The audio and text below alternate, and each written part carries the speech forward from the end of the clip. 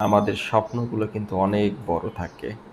আমরা স্বপ্ন দেখি একটা ফুটফুটে শিশু, আমরা স্বপ্ন দেখি একটি সুন্দর ফ্যামিলি, একটি পরিবার, স্বাচ্ছন্দ্যপূর্ণ একটি জীবন।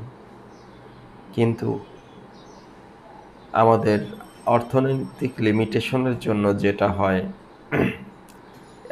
এই চাহিদাটা কিন্তু আমাদের হৃদয়ের সুপ্ত বাসনায় থেকেই যায়। কাজেই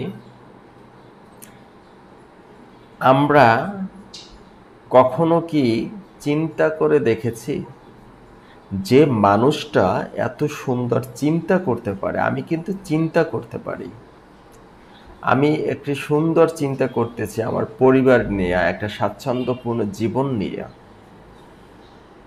তাহলে এই চিন্তাটাকে বাস্তবায়ন করার ক্ষমতা কিন্তু সৃষ্টিকর্তা আমাকে দিয়েছেন।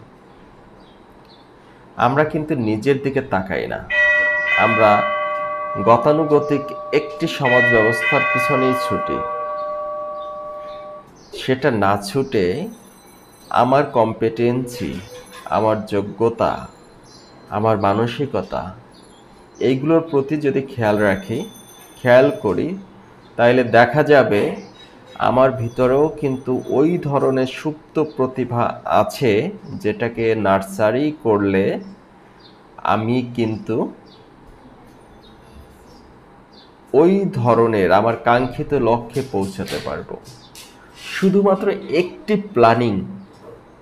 একটি সফল প্ল্যানিং কিন্তু আমাকে আমার ক্যারিয়ারের শীর্ষে নিয়ে যেতে পারে। সেটা আমাদের চেষ্টা করতে হবে, আমাদের চিন্তা করতে হবে। হ্যাঁ, আমার জবটা চলতে থাকুক, পাশাপাশি আমি চিন্তা করি যে কিভাবে আমার আত্ম-উন্নয়নটা নিজে করতে পারি।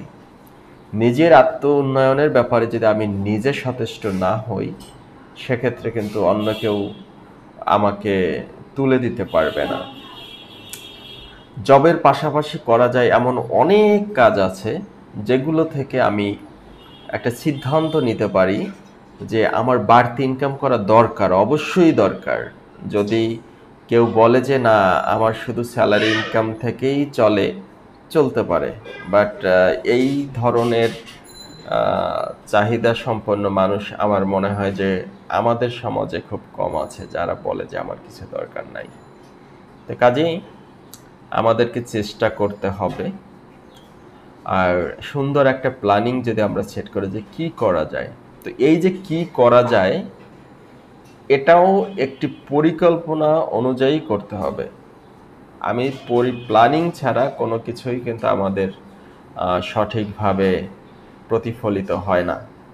কাজে আমাকে সময় নিতে হবে, আমাকে প্ল্যানিং করতে হবে, আমার আশেপাশে কি অপরচুনিটি আছে, আমার নিজের কি ক্যাপাসিটি আছে, আমার নিজের ক্যাপাসিটি দিয়ে কোনটাকে ক্যাপচার করতে পারি, এবং সেখান থেকে আমার যদি আরও বাড়তি কোনো জ্ঞান অর্জন করতে হয়, বাড়তি কোনো কিছু শিখতে হয়, সেই শিক্ষাটা কতখানি যৌক্তিক এবং সহজ, এবং সেটা দিয়ে কি করা যাবে, এইভাবে ইন ডিটেলস একটা প্ল্যানিং করে একটি সিদ্ধান্ত নিয়ে আমরা সেট করতে পারি আমার লক্ষ্য, আমার গোল। তারপরে আমরা সেই লক্ষ্য অর্জনের জন্য কাজ করতে পারি।